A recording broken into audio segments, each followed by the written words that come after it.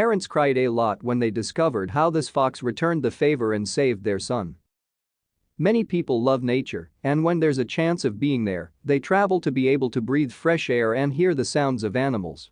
Over the weekend, my wife and son wanted to go on a trip, so we rented a cabin near the river, and it was a very good opportunity to fish and have fun with the family. My son asked me to go a long time ago, so he was the happiest one on that short vacation that we were going to. I knew that place. When I was a kid, my grandparents lived there. I was comfortable between the smell of trees and calm. Those moments were priceless, and because of an economic crisis, my grandparents had to sell the house, and they went to live in the city with us, and they died there, and that was the worst thing in the world.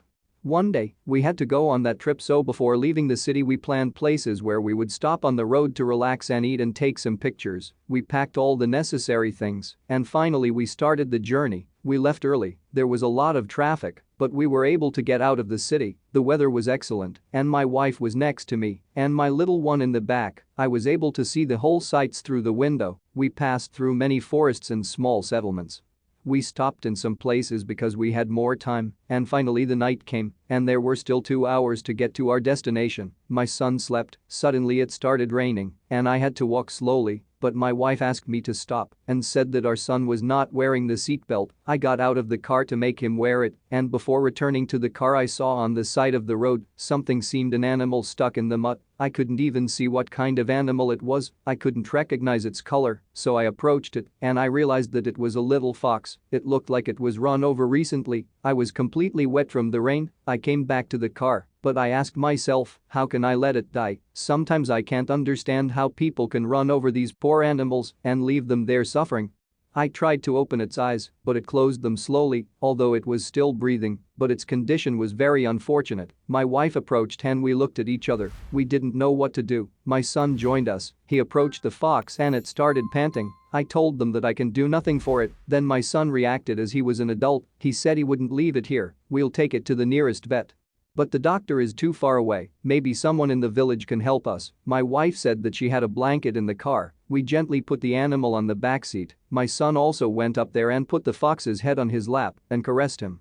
I had to drive a little as fast as I could. When we finally got to the city, we asked someone who was walking there if there was a veterinarian, so he sent us to a house of an old woman and said that she was the only one who could help us. In this case, we went quickly, and fortunately the light of the woman's house was still lit, so I ran out of the car and knocked on the door. After a few minutes we heard the sound of her footsteps approaching. Then the door opened. Yes, the grandmother said, an injured fox. Madam, help us, they sent us to you, and they said you are the only one who could help us. She looked at the fox. She asked me to take it to a table that was in her house, and she started checking it in great detail, and then she took out a bag of different herbs and other types of medicine we hadn't seen before. Suddenly she said that it only had one fracture in his leg and that it could die, it would have a concussion, and it would be very complicated, and she told us that it was good that we brought it on time. She asked me to bring a clean water from a small table that was close to home. Take those buckets there, and when you come back, leave it next to the door, then go to rest and come back in a couple of days please. Of course we were surprised how she trusted her words, but we decided to listen to her. We left the water next to her door as she asked, and then we asked our son to come with us because he was all the time next to the fox. The old woman was sure we would come back. We finally got to the cabin so tired, I sent my son to sleep, and I sat with my wife on the balcony, just thinking about that poor fox. Would it be okay?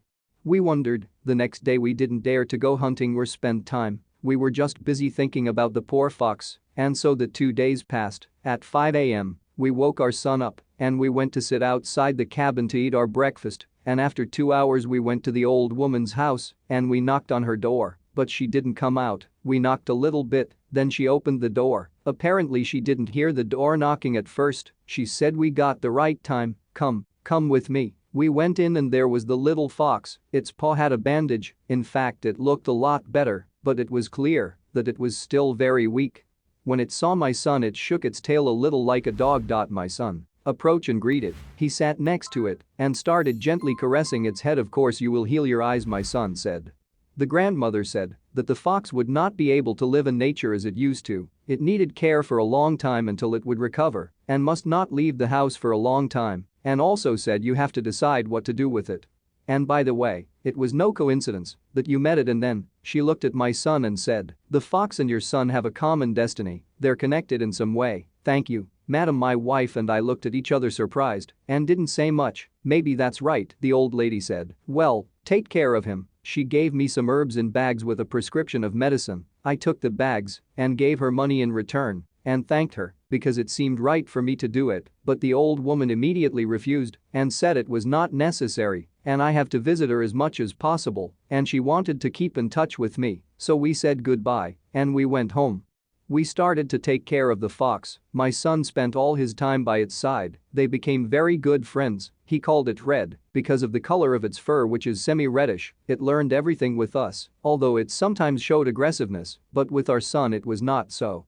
Some time passed and we decided to visit that city again. And now for the first time we had another member of the family, Red. Luckily we arrived without incident and went to visit the old woman. The fox recognized the lady and ran towards her quickly. Then we went to the cabin. My wife and I were busy in making something to eat. My son was playing with the fox, but suddenly it jumped on my son and threw him to the ground. I ran and screamed at the fox to release him, but when I approached, I found everything fine with my son. I was amazed at the fox how it turned red. It was on the ground dying, and by its side a snake dead. Finally, Red died and his little face showed a lot of gratitude. It turned out that it saved my son. Then I remembered the words of the old woman when she said that their destiny was connected. We saved it, and then it saved us. If we left him that day he would have died lonely, and my son too. We all cried when we knew that Red had died and that it had sacrificed its life. Perhaps its mission in life was to save us. We all have a mission. Our mission was to save him and then to save us. Without a doubt, this is a moving story. Through it we have certainly learned many things, including the true friendship. Thank you for watching this fantastic story. Please tap one of the 2 videos on your screen for another amazing wonder stories.